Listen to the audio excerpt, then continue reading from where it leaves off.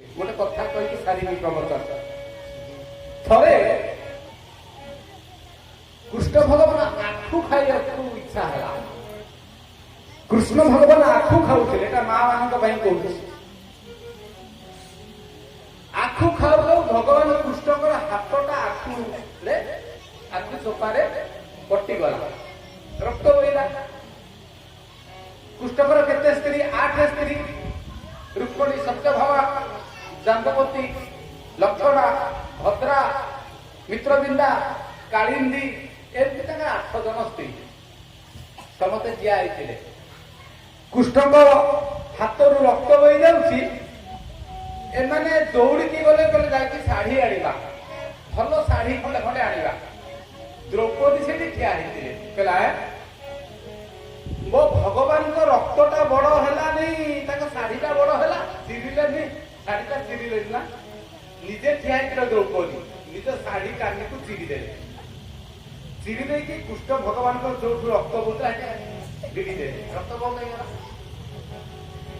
रक्त बंद हो पट्टी भिड़ी देले से बैंडेज भिड़ी देले पट्टी भिड़ी देला सेफ्टी को 8 जन स्त्री दौड़ के आसले 8टा साड़ी धरी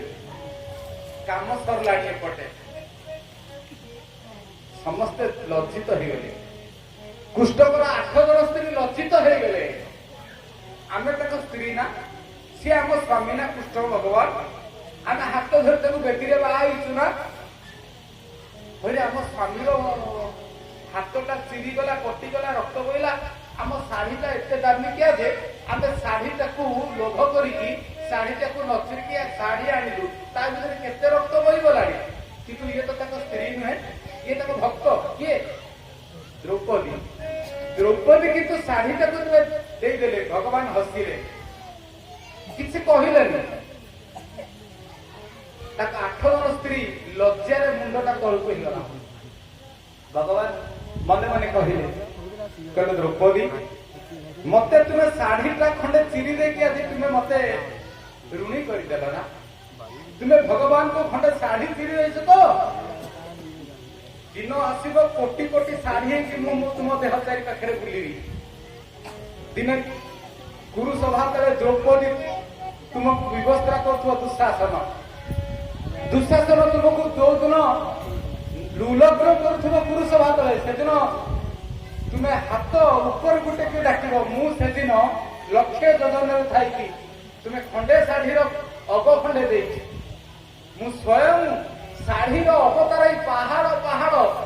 आकाश को लगी शाढ़ी मु तुम चारिपटे घेरी तुम शाढ़ी की द्रौपदी हे द्रौपदी दुशासन तुम शाढ़ी की खोली पारि जिते खोलुव से बाहर तुम शाढ़ी है तुम लज्जा निवारण करी माँ मैंने एक कहीं कहली द्रौपदी खंडे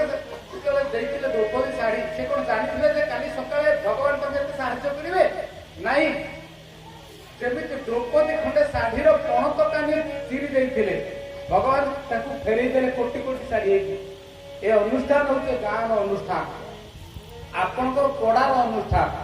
ए अनुष्ठान को समस्ते सब वर्ष साहाଯ୍य करेंगे जिते अधिक साहाଯ୍य करेंगे द्रौपदी जमी करते सेते अधिक भगवान आपन को फेरई देवे केबे को भली भाव में फेरई देवे आपन जानि नथिबे कारण ए अनुष्ठान जो माने करूचंती आपन ताको पछर रही कि जिते अधिक साहाय्य करिवे सेते भगवान का आशीर्वाद पाइबे। अस्तु बाणी को विश्राम देवा 10टा परे हेलानी समय को सम्मान देवा एबे 10:30 हवा पई जाउछथि किया हवा कीर्तन करिवा पुणी काली 7:30 देखा हम समस्ते ठिया है कि कीर्तन करवा कहीं बसिकी कीर्तन कर